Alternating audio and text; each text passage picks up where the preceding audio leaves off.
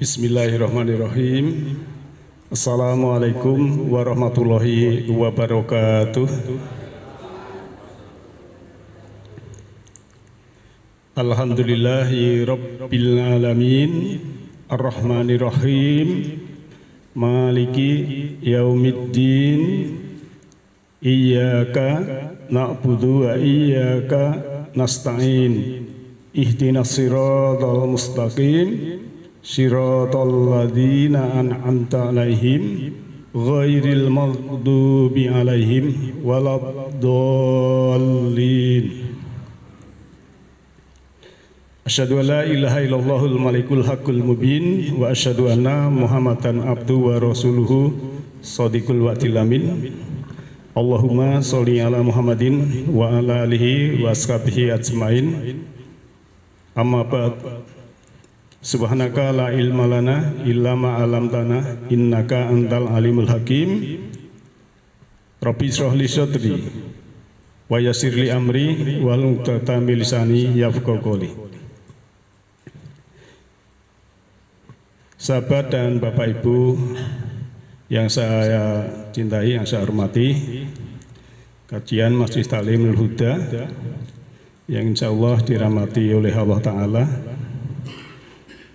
Senantiasalah kita bersyukur kehadirat Allah Ta'ala, di mana pada malam hari ini kita masih diberikan keberlimpahan kehidupan, baik yang berupa menghirup udara yang segar, bernafas dengan lega, bisa minum minuman yang segar, makan yang halal thayyibah, dan juga bisa beraktivitas di mana tanpa kekuatan dari Allah kita tidak bisa apa-apa. Dan perlu kita syukuri, di mana syukur adalah membuka mata hati, membuka mata kalbu, membuka mata jiwa, membuka mata rohani untuk menghargai pemberian Allah yang telah diberikan kepada kita, sehingga kita bisa mendapatkan wahyu atau nur ilahi, di mana kalbu kita telah terbuka sehingga kita mendapat pencerahan. Dan pencerahan itu kan ibarat sebuah sinar bulan purnama. Kalau kita mendapatkan pencerahan ataupun kita memberikan pencerahan, itu ibaratnya kita ada bejana, kita isi air, kemudian sinar bulan purnama itu masuk ke air, sehingga kita mengerti pencerahan di dalam, bulannya tetap utuh, airnya juga tetap utuh, tidak keruh, jadi tetap jernih begitu. Jadi sehingga apa yang terjadi, kita menjadi wawasan ini luas, ya, universal, kemudian tidak suka menghukumi atau menjustifikasi orang lain, tapi kita fokus kepada diri kita sendiri. Bapak Ibu yang saya hormati, sesuai dengan undangan di WA Group, topik malam ini adalah agama versus dogmatisme. Jadi Al-Quran itu tidak mengajarkan dogmatisme, Nabi pun tidak mencontohkannya. Jadi apa toh dogmatisme itu? Ya, dogma, ya. Kita kan sering mendengar, ya. Kalau agama itu sebetulnya dari bahasa Al-Quran, din, ya. Din itu sebetulnya diartikan agama juga sebetulnya kurang pas. Din itu adalah aturan hidup, sistem hidup yang manusia harus menjalani kehidupan itu. Kalau agama itu dari bahasa tidak, agama kacau. Jadi orang yang beragama itu harusnya tidak kacau. Walaupun din juga bisa diartikan beragama. Nah, kita melihat dulu, ya, dalam sebuah dogmatisme itu tidak ada peluang untuk berbeda pendapat. Jadi kalau dogmatisme pokoknya ini. Jadi kalau kita dalam satu komunitas harus sama semua. Cara berpikir, cara berpakaian, cara makan, ya, cara ibadah, dan seluruh perilaku sehari-hari. Jika berbeda harus dicuci otak dulu supaya tidak punya keinginan berbeda. keseragaman adalah ciri khas mereka yang menganut pola dogmatisme dalam berideologi ya. Jadi memang dogma itu ya biasanya dari pimpinan kemudian menjalar ke bawah, pokoknya kudu ini ya. Nah kita orang Islam ini suruh berpikir, tidak istilahnya apa ikut-ikutan saja, ikut-ikutan saja. Sebab memang Al-Quran kan sudah menyatakan Pak, sebuah dalil itu kadang ada unsur syariat dan unsur hakikatnya. Jadi ada dimensi hakikat dan syariat ya. Misalnya kalau dalam surat Al-Ankabut ayat 43 itu yang sering saya sampaikan juga, A'udzubillahi minasyaitonirrajim, wa tilkal amsalu nadribuha linasi wa ma yaqiluha ilal alimun. Dan perumpamaan-perumpamaan ini kami contohkan untuk manusia dan tiada yang memahaminya kecuali orang-orang yang berilmu. Nah, sebagai contoh misalnya, padahal ilmu pengetahuan itu harus memenuhi unsur koherensi ya, tidak bertentangan dengan ilmu yang lain. Kemudian juga memenuhi unsur korespondensi sesuai fakta. Dan yang ketiga ada unsur pragmatis bermanfaat untuk semua umat. Nah sekarang kita melihat ya, kalau majelis taklim sana itu kebanyakan wanita atau bapak-bapak Bu? Majelis taklim itu kebanyakan bapak atau ibu? Sekarang saya tanya, yang perang, yang membunuh itu bapak laki-laki atau perempuan? Kok sing jawab perempuan? Sing perang apa? Sing perang sinten, Pak? Nah, sing laki-laki. Berarti sing akeh dosane laki-laki misalnya gitu. Terus yang KDRT, bapak apa ibu? Laki-laki. Terus biasa yang begal laki-laki. Korupsi laki-laki ya. Apa meneh nggih? Pokoknya sing elek-elek niku kayak lah kok iso apa wanita banyak yang masuk ke neraka alasannya ora bekti karo suami. Kebanyakan itu kalau wanita itu bekti Pak. Balas yang benyanyian ini malah suami biasanya. Gitu. Fakta ini. Maka itu amsal. Maka wanita itu adalah lambang rohani, laki-laki maksud saya laki-laki itu lambang rohani, wanita itu lambang jasmani. Jadi kalau orang itu sudah istilahnya hanya terbentur ke materi, ke jasmani, ya, kan digambarkan wanita, kemelekatan kepada dunia, itulah yang masuk nar.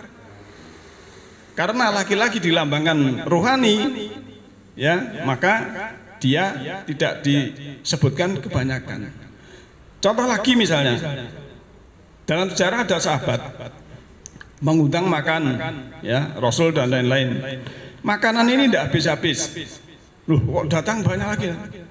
Ini kalau kita pahami saklek, ya seakan-akan ya kalau berpikirnya hanya sebatas apa tekstual. Ini karena mukjizat Nabi terus ada terus. Kita harus berpikir logis. Itu yang dimaksud itu bukan makanan jasmani itu, tapi makanan jiwa.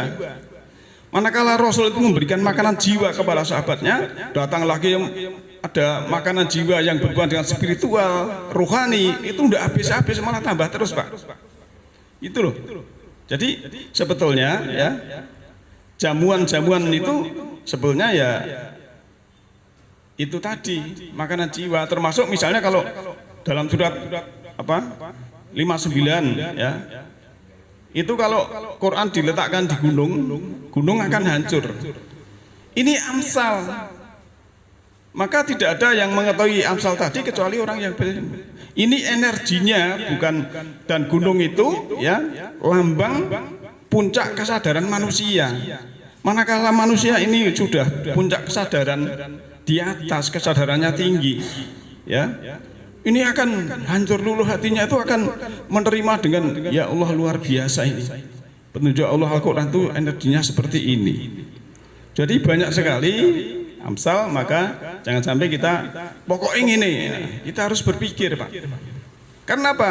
Islam adalah agama yang sangat menentang dogmatisme.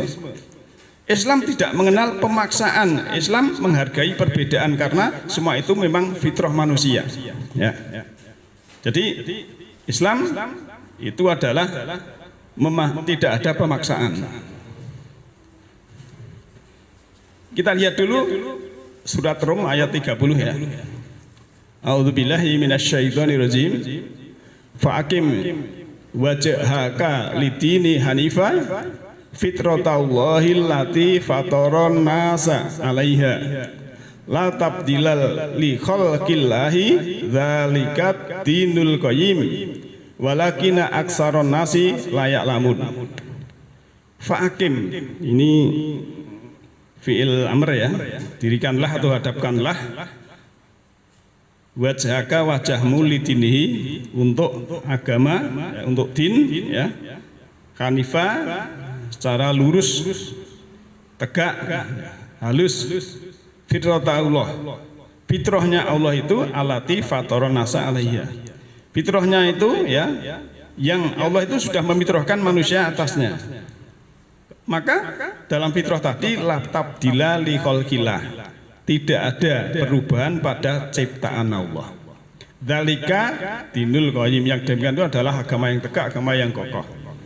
Walakin akan tetapi aksarunasi kebanyakan manusia layak lamun tidak mengetahui. Kadang memang ayat itu begini Pak. Tutupnya itu walakin aksarunasi layak lamun. Kebanyakan, tetapi kebanyakan manusia itu tidak mengetahui. Karena kenapa tidak mengetahui? Karena tidak belajar. Yang sedang belajar aja kadang lupa. Ya. Lupa tentang apa? Tidak mengetahui tentang apa? Tentang fitrah. Ya.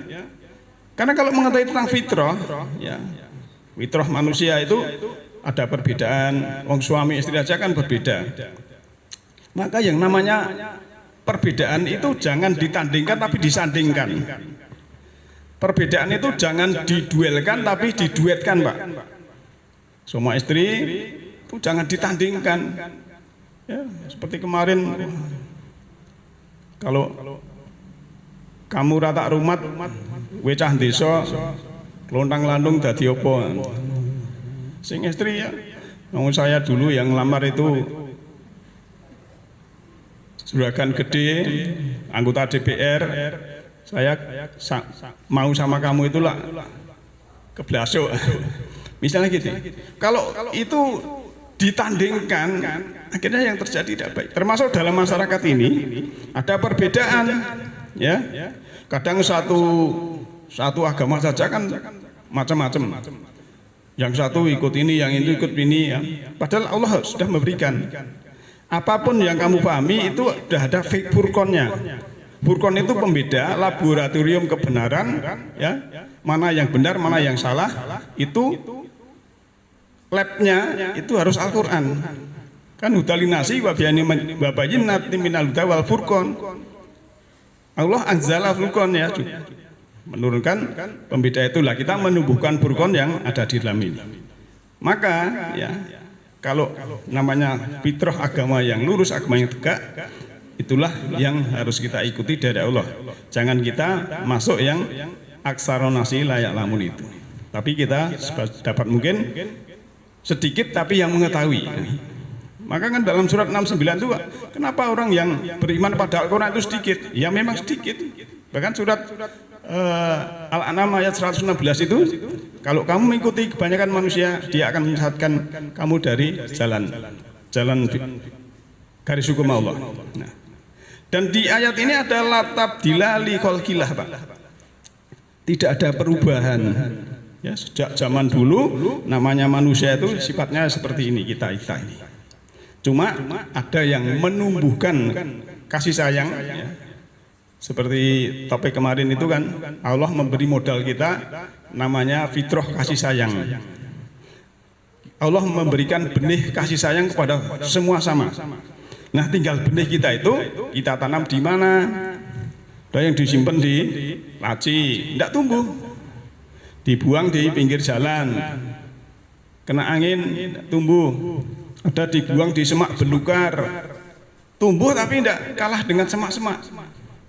Ada yang benih kaisanya di polybag, dikasih pupuk, nanti dipindah di tempat yang subur, tanahnya akan subur. Itulah sebetulnya yang harus kita tumbuhkan. Maka kita mengkaji ini adalah untuk menumbuhkan yang ada di dalam ini supaya kita mendapat pencerahan. Istilahnya tanwir itu dari nur, ya, tanwir pencerahan. Karena Islam agama fitrah, maka sebenarnya tidak akan terjadi rasa keterpaksaan ketika seseorang menjalankan agama. Jadi menjalankan agama ini dengan benar. Allah melarang kita untuk melakukan pemaksaan-pemaksaan di dalam menjalankan agama. Allah saja tidak pernah memaksa hambanya. Kadang kita sok memaksa-maksa orang lain untuk menjalankan agama dengan pemahaman mereka. Kita lihat ayatnya di sini. Surah Al-Baqarah ayat 256. La ikraha fid din qad tabayyana rusdu minal ghayy faman yakfur bitaguti fayu'min billahi faqad istamsaka bil urwatil wuthqa lan fisama laha wallahu samiun alim. Ini yang saya kasih merah, ini la ikraha fid din, ya. Tidak ada paksaan dalam agama. Ini kita pakai arti yang paksaan dulu ya. Jadi nanti ikroha itu dari akar kata apa nanti kita melihat, kemudian artinya juga banyak.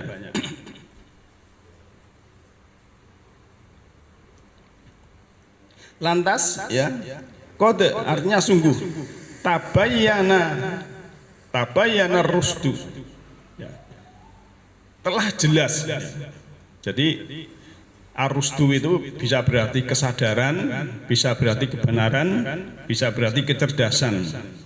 Jadi yang benar itu telah jelas minal ghayyi dari yang keliru.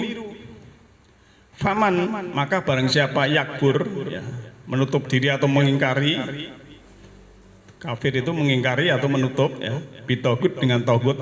Ya, togut itu sesuatu yang menyimpang bukan kepada Allah, itu togut namanya. Dia tidak apa? Dia mengkufuri togut tapi mengimani Allah. Wa yu'min billah. Maka kalau orang sudah mengimani Allah, mengkufuri togut, faqad istamsaka bil urwatil wuthqa. Maka sungguh dia berpegang pada cara hidup teratur yang tiada kerapuan padanya. Ya. Sekolah langfi samalaha wallahu sami'un alim, dan Allah itu maha mendengar lagi maha mengetahui. Allah itu maha mendengar mengetahui, Pak. Maha mendengar. Jadi punya bisik-bisik, ya Allah aku minta sehat, lirih rasa banter-banter, udah dengar. Ya. Dan Allah itu setiap saat istilahnya open house, ya. Terbuka rumahnya dalam arti kita mau datang kapan saja itu bisa, Pak. Ya.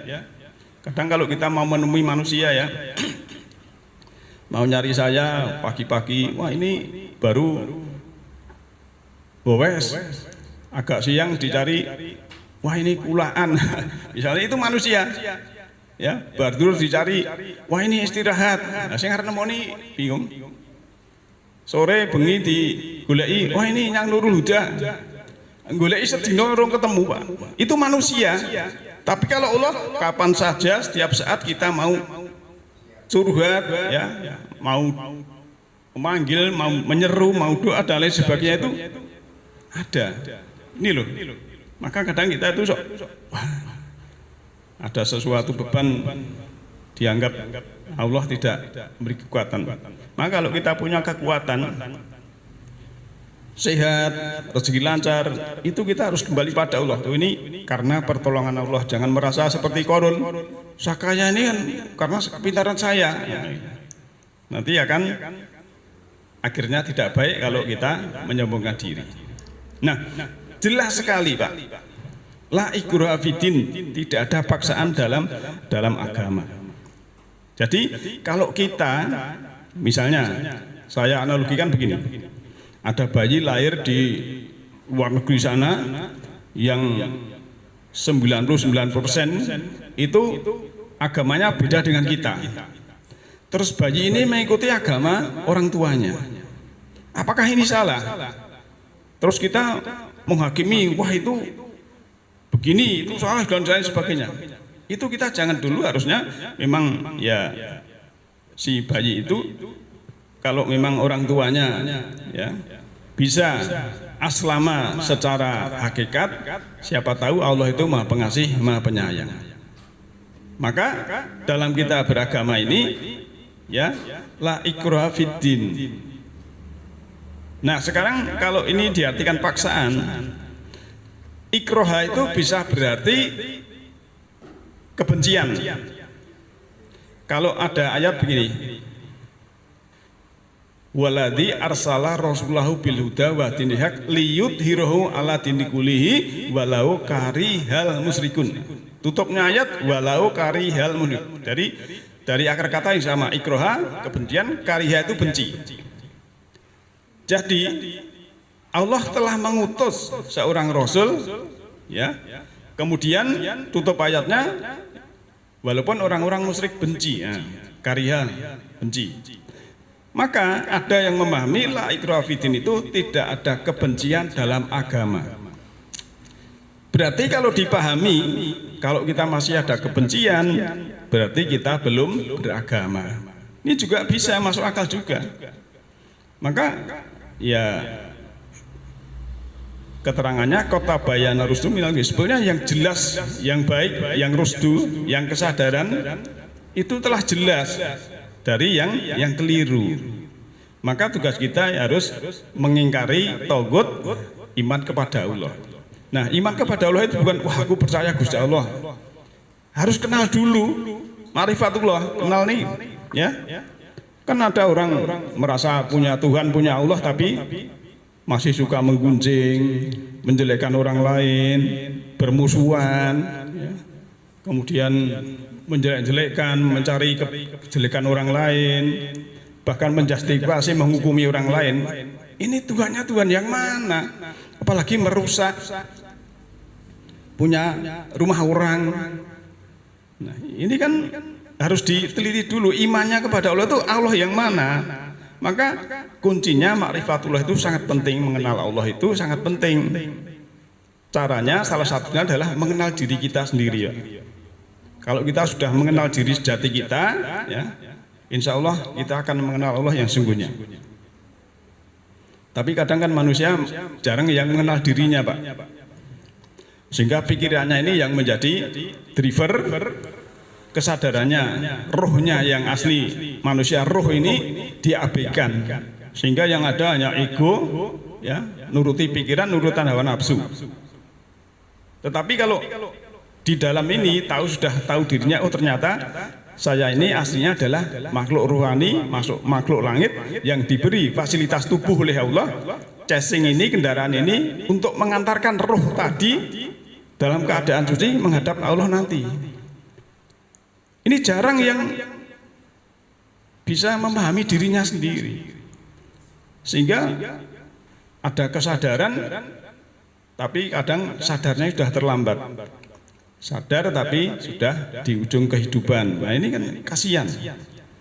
Maka kita harus beriman pada Allah itu beriman yang sungguhnya, jangan istilahnya iman menurut versi kita, tapi menurut Allah, sehingga kita mengenal Allah sungguh-sungguh, sehingga kita juga menjadi hambanya yang selalu taat.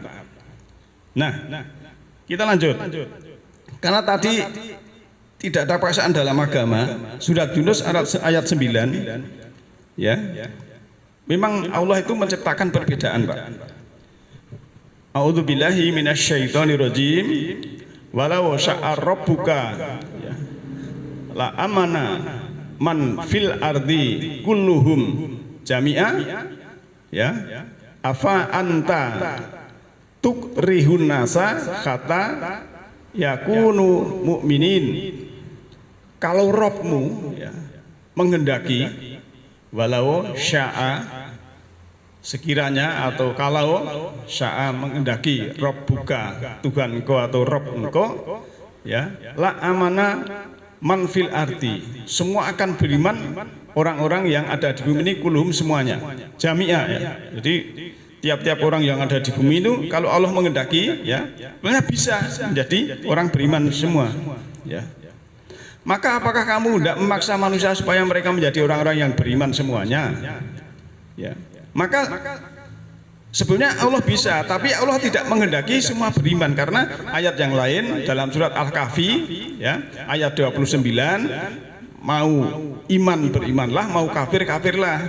Tapi kalau kamu dolim ya, nanti dinar, kalau minta minum diberi air yang bisa melebur wajah, misalnya demikian. Suruh milih kan begitu. Tapi manusia ditanya oleh Allah, apa kowe maksa-maksa kan begitu ya. Maka di ayat berapa tadi? Ini 10-19 yang 100-nya ya. Kemudian buka sendiri di situ bahwa Allah yang tidak menggunakan akalnya itu Allah murka. Tulisannya ayat ini, maka kita beragama itu harus juga menggunakan akal. Bukan mengakal-akal, tapi menggunakan akal untuk berpikir. Sebab kalau orang hilang akalnya tidak ada kewajiban dalam agama, Pak. Ya, orang gila itu bebas, tidak ada kewajiban. Orang mabuk tidak ada kewajiban. Orang tidur juga karena akalnya hilang. Nah, maka kita harus bisa memantaskan diri di modali Allah yang begitu banyak. Bagaimana sikap kita kalau ada orang yang mengolok-olok ayat? Kalau misalnya Pak, kita menyampaikan kemudian ayat ini diolok-olok, Allah juga memberikan istilahnya solusi ya. Karena tadi kan kalau dogmatisme kamu harus begini ya, padahal Allah tidak boleh memaksa-maksa. Nah akhirnya kan terjadi benturan. Tapi kadang orang kalau debat itu kan terus mengolok-olok. Nah di sini ayat 140 dari surat An-Nisa ya, disebutkan ya, sungguh Dia menurunkan atasmu pada kitab bahwa ketika mendengar ayat Allah diingkari dan diperolok-olokkan dengannya, maka janganlah duduk bersama mereka hingga mereka berolok-olok tentang hadis lain atau berolok-olok selain ayat-ayat itu, karena kamu ketika itu sama dengan mereka. Sungguhnya Allah akan mengumpulkan orang-orang munafik dan orang-orang yang kafir itu dalam jahanam semuanya. Jadi di sini kan ayatnya kan jelas ya, wa qad nazzala alaikum fil kitabi ya, sungguh Dia menurunkan atasmu pada kitab, kita turunkan kitab, an idza sami'tum, apabila kamu ketika mendengar sami'tum ayatilah, ayat-ayat Allah, yukfaru biha, diingkari, wa yustahza'u biha, dan diperolok-olok. Jadi ayat-ayat ini malah diolok-olok, Al-Quran ini diolok-olok ya. Fala takmudu ma'ahum, kamu jangan duduk bersama mereka. Kenapa Allah melarang kita duduk bersama mereka? Karena frekuensinya beda Pak ya, vibrasinya beda, getarannya beda, frekuensinya beda ya, tetap tidak nyambung. Istilahnya bahasa kerennya itu toksik, yaitu racun kan begitu. Maka kalau ahli spiritual, kalau sesuai dengan ayat Pak, kalau ayat itu kalau kita debat dengan istilahnya diskusi dengan orang bodoh itu ya suruh ninggal saja karena tidak nyambung. Yang satu membicarakan log 10.000 itu 4, sini tatarannya levelnya cuma 2 tambah 2 4, 2 kali 2 4, ngarani yang log 10.000, wah itu salah, tidak nyambung. Akhirnya apa yang terjadi? Mengolok-olok dan lain sebagainya. Maka hal demikian harus kita hindari Maka falatak ngudu ma'ahum, kamu jangan duduk bersama mereka.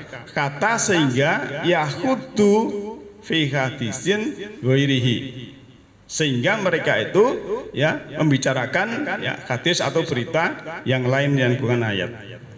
Ya wis lah, nek timbang ayat iki olok-olok saiki ngandake bal-balan wae. Ora apa-apa, Mur gitu, atau ngandake capres, debat dan lain sebagainya. Ya silakan, ya. Maka di sini bahasanya kan ya fi hadisin ghairihi. Ya. Karena Al-Qur'an juga hadis, Pak. Ya. Allahu najala ahsanal hadis, kan ada ayatnya, ya. Allah itu menurunkan sebaik-baik berita. Hadis itu berita, Mas. Kalau kita tidak tetap duduk bersama mereka, ini kan ayat jelas. Innakum idza misluhum, inna sungguhnya kum kamu sekalian, idza ketika itu misluhum seperti mereka, sama, ya. Itu loh masalahnya. Jadi kita memang jangan sampai ayat itu diolok-olok, karena ayat Al-Quran itu pemahamannya itu berlapis-lapis, Pak. Levelnya ini ya. Ada, kalau kita baru translasi ya, kita membaca kemudian kita terjemahkan, nanti masuk lagi yang istilahnya sudah translasi, kemudian sudah interpretasi, sudah masuk agak ke dalam, kemudian sudah menjadi transformasi. Kita pahami, kemudian kita tularkan pada orang lain, ada pencerahan, ada perubahan. Ini namanya sudah memberikan transformasi atau ekstrapolasi. Nah, kalau kita sudah bisa mengekstrapolasi, ya insya Allah, ya namanya Al-Quran itu kan cahaya, petunjuk, bisa mencerahkan orang lain sehingga ada perubahan. Dia mengerti, ya sejatinya dirinya, bahwa dirinya roh, dia mengerti jalannya pulang, mengerti nanti perjalanan seperti apa. Nah, itulah yang menjadikan bermanfaat atau bercahayanya nur ilahi di dalam diri seseorang yang sudah mendapatkan pencerahan itu. Kita lanjut surat 6 ayat 68. Ini masih korelasi dengan surat An-Nisa ayat 140 tadi. Wa idza ra'aital ladzina yakhuduna fi ayatina fa'arid anhum kata yakhudu fi hadisin ghairi wa ima yungsi yannakas syaitanu fala taqud ba'dal dzakra ma'al qaumid dzalimin. Ketika kamu lihat ya orang-orang yang memperolok-olok ayat-ayat kami, maka berpalinglah dari mereka hingga mereka berolok-olok dengan hadis atau berita yang lain. Jika setan menjadikan kamu lupa, maka jangan duduk sesudah peringatan bersama kaum yang zalim itu. Hampir sama ya, tidak saya ulas dengan surat 4 ayat 140 tadi. Jadi memang Al-Quran itu korelasinya kadang terpencar-pencar, Pak. Maka satu topik itu bisa melihat ayat, dan satu ayat itu bisa ada beberapa topiknya. Dan sini juga ada larangan fala taknut, ya. Kalau ada sesuatu ayat yang diperolok-olok, memang kita fa'arid anhu, kita suruh berpaling. Sekarang kita lihat, apakah zaman Nabi ada orang yang benci Al-Quran? Ya. Kita lihat ayatnya, ya.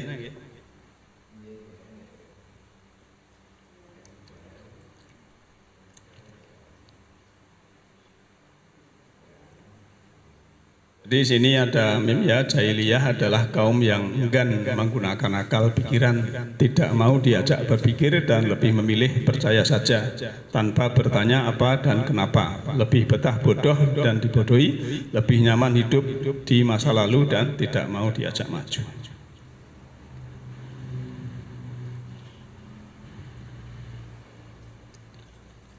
Surat Yunus ayat 15.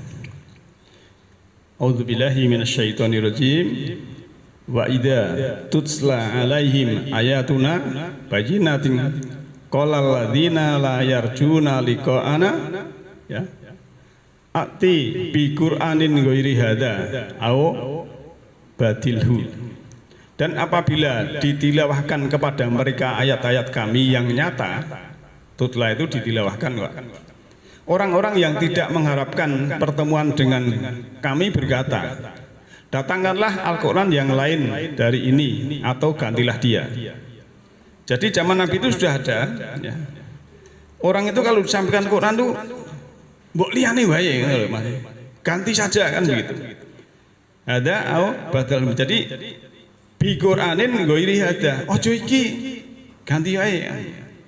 Maka di sini kul katakanlah mayakunuli an ubadillahu min tilqai nafsi. Tidaklah patut bagiku menggantinya dari pihak diriku sendiri. Aku tidak mengikuti kecuali apa yang diwahyukan kepadaku. In attabi'u ila ma yuha ilayya. Jadi Nabi itu hanya mengikuti yang diwahyukan. Ini akhafu ya. Aku takut in asaitu rabbi adzaba yaumin adzim. Jadi aku takut jika mendurhakai Robku, Tuhanku kepada siksa hari yang besar. Nah, ini juga terjadi zaman Nabi. Nabi itu kalau menyampaikan malah disuruh ganti ya, atau yang lain kan begitu. Ini zaman Nabi sudah ada Pak.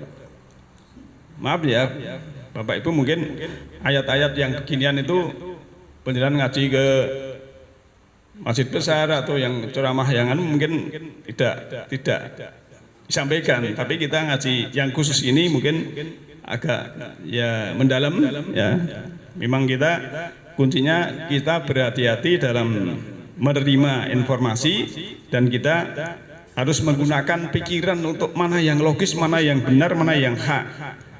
Lantas memang Al-Quran itu ya tadi saya gambarkan berlapis-lapis, berlevel-level dalam pemahamannya. Kita lanjut lagi untuk menguatkan tadi. Kan pertanyaannya apakah zaman Nabi ada yang benci Al-Qurannya? Ada ya. Ini surat Isra ayat 73. Dan sesungguhnya mereka hampir memalingkan kamu dari apa yang telah kami wahyukan kepadamu. Jadi mereka itu hampir memalingkan Nabi Pak, yang diwahyukan atau Al-Quran, agar kamu membuat yang lain secara bohong terhadap kami. Dan kalau sudah begitu, tentulah mereka mengambil kamu jadi sahabat yang setia. Jadi yang benci kepada Al-Quran tadi, nek Nabi itu gelem ya ganti kan begitu, akan dia dijadikan sahabat setia. Bahkan kalau dalam sejarah kan, kalau kamu istilahnya tidak meneruskan dakwah, akan disuruh milih ini dan sebagainya, jabatan atau apa wanita cantik dan lain sebagainya. Maka di sini wa in kadu layaf tinunaka. Jadi pakai layaf tinunaka Pak. Jadi dia itu akan menfitnah engkau, ya, akan memfitnah, difitnah Nabi itu supaya memalingkan, ya, berpaling dari wahyu dalam kurung Al-Quran itu. Maka dalam surat 74 pun, ya Allah turun tangan, ya, walaula an sabat naka laqad kita tarkanu ilaihim syai'a qalila. Dan kalau kami tidak memperkuat hatimu, niscaya kamu hampir-hampir condong sedikit kepada mereka. Kena rayuan Nabi, tapi Allah menguatkan hati Nabi, akidah Nabi, sehingga Nabi tidak jadi condong kepada rayuan atau fitnah-fitnah tadi. Ini luar biasa, Nabi loh kelasnya zaman dulu. Mungkin ya kalau saya memahami setiap ayat itu ada pelakunya. Dan berlaku ayat itu sekarang sampai yang akan datang. Terlanjut lagi ya. Apa akibat orang yang mendustakan ayat-ayat Allah? Kita baca itu ya.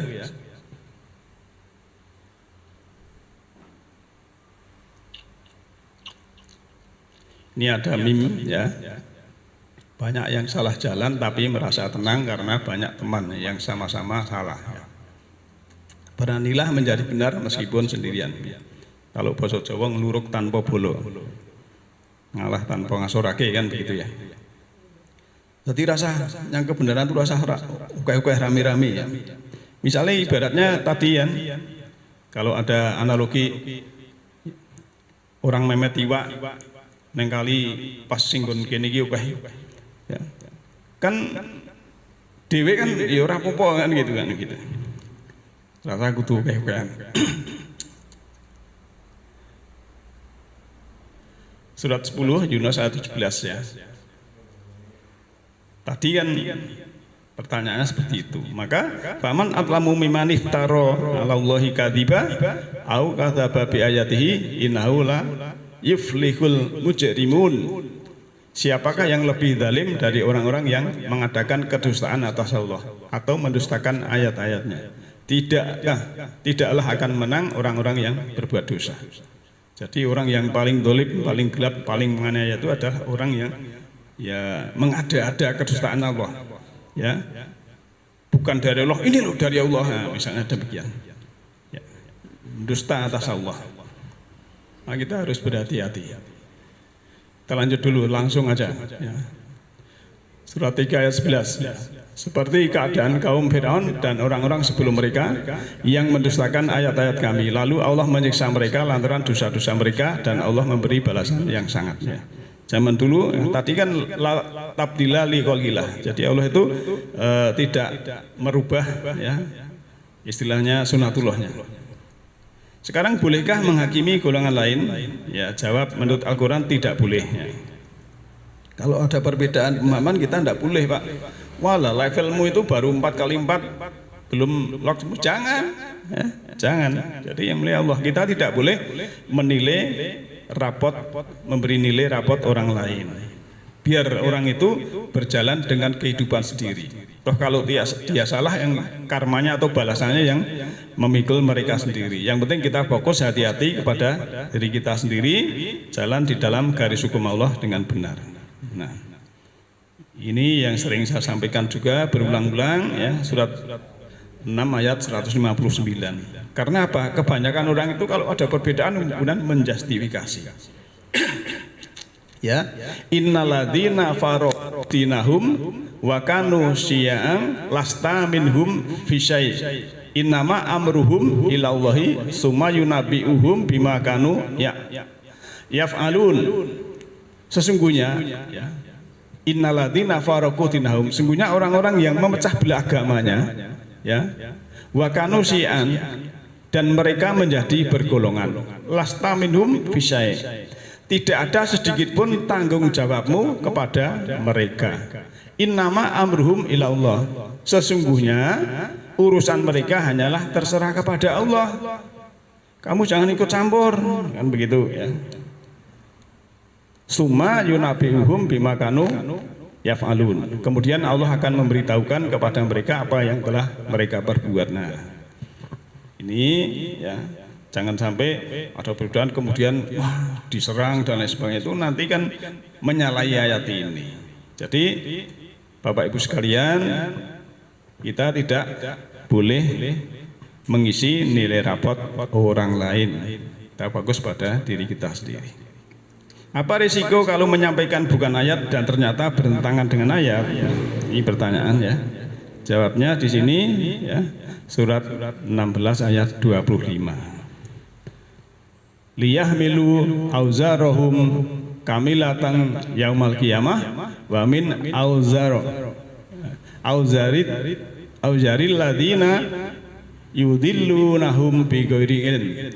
Allah sa'ama yazirun ya, agar mereka membawa resiko atau beban mereka secara sempurna pada hari kiamat, dan dari beban resiko orang-orang yang mereka sesatkan tanpa ilmu. Ketahuilah sangat jahat yang mereka pikul. Jadi memang ya, sebenarnya kalau para penceramah itu begitu ceramah itu ada 3 ayat yang memperingatkan ya, sebelum menyampaikan, termasuk ayat ini. Kemudian Al-Baqarah 44 ya, atamuruna nasa bil birri wa tansawna anfusahum, itu kamu memerintah yang baik padahal kamu melupakan diri sendiri, itu juga untuk menceramah atau yang menyampaikan. Kemudian ayat yang lain, ya ayyuhalladzina amanu lima taquluna ma la taf'alun. Kalau mengatakan tapi tidak melakoni, ya, itu kena ayat kabura maqtan indallahi ma la taf'aluna, ya.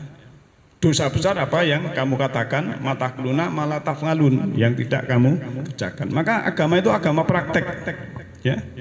Agama praktek bukan teori. Ya. Kalau misalnya ya, sudah selesai sekolah, masih muda, belum menikah, belum bekerja, lantas menyampaikan itu teori dan informasi, ya. Ya. Tapi kalau semua rasul, semua nabi itu ngalami dulu baru menyampaikan. Masuk Nabi Muhammad itu ngalami dulu di Gua Hira, ya. Nabi Ibrahim mencari Tuhan dulu, ngalami dulu. Yusuf juga begitu baru menyampaikan. Jadi namanya agama itu mengalami. Maka ada peribahasa lam ya'jub, lam ya'rib. Ya, tidak akan paham kalau tidak mengalami. Jadi kalau ingin paham, ya mengalami. Kalau ada ayat, oh ini cerita Nabi Ibrahim, ya sedapatnya kita itu juga jangan hanya mendapat cerita, tapi mengalami seperti Ibrahim misalnya, demikian. Jadi semoga ada pemahaman, ya. Temanya rodok anu nggih, Pak. Rodok abot. Enggak apa-apa, ini satu ayat lagi, ya, biar tuntas. Surat 29 ayat 13, Al-Ankabut, ya. Mereka akan memikul beban mereka dan beban orang-orang yang disesatkan bersama beban mereka. Mereka akan ditanyai pada hari kiamat tentang apa yang mereka ada-adakan. Jadi kita tidak boleh mengada-adakan karena nanti kena resiko ayat ini. Ya, ini korelasi dengan ayat tadi, ya, surat 16 ayat 25 tadi. Nah, Bapak Ibu sekalian yang saya hormati, beberapa hal ini kita memang kenapa temanya tadi yang saya sampaikan seperti itu, di mana bahwa dalam beragama kita juga harus menggunakan akal kita, pikiran kita, maka termasuk sholat pun, ya, kalau kita dalam keadaan mabuk itu kan wala taqrabus sholah, kamu jangan mendekati sholat. Ya, sehingga kamu mengerti apa yang kamu ucapkan itu mengerti, kan begitu, ya. Tidak boleh istilahnya apa karunganto anu dan sebagainya itu tidak boleh. Maka semoga kita semuanya ini, ya, mendapat pencerahan, ya, dan ada cinta kasih, ya, ada kedamaian dalam diri kita. Di mana kalau di dalam ini sudah damai, melihat yang di luar itu damai semua, walaupun berbeda agama, berbeda ras. Kalau di dalam ini ada kejujuran, melihat orang lain itu juga jujur semua. Kalau dalam ini sudah ada keindahan, ada ketenangan, melihat yang di luar orang itu juga orang yang damai, orang yang tenang. Dan kalau melihat sesuatu pun, kalau di dalam diri kita ini sudah sejuk, Pak, ya, maka semua akan menjadi sejuk. Walaupun yang kita lihat itu mungkin debat, capres dan lain sebagainya panas. Tapi kalau diri kita itu yang menonton ini sejuk, damai, damai saja semuanya, gitu. Gitu, Bu. Alhamdulillah, ya. Ya, semoga ada manfaatnya. Yahdillahu linurihi mayasa. Allah memberi petunjuk berupa semesta rohani kepada siapa yang kehendaki. Siapa yang kehendaki adalah orang-orang yang berkehendak. Nasrun minallahi fa qarib. Alhamdulillahirabbil alamin. Assalamualaikum warahmatullahi wabarakatuh.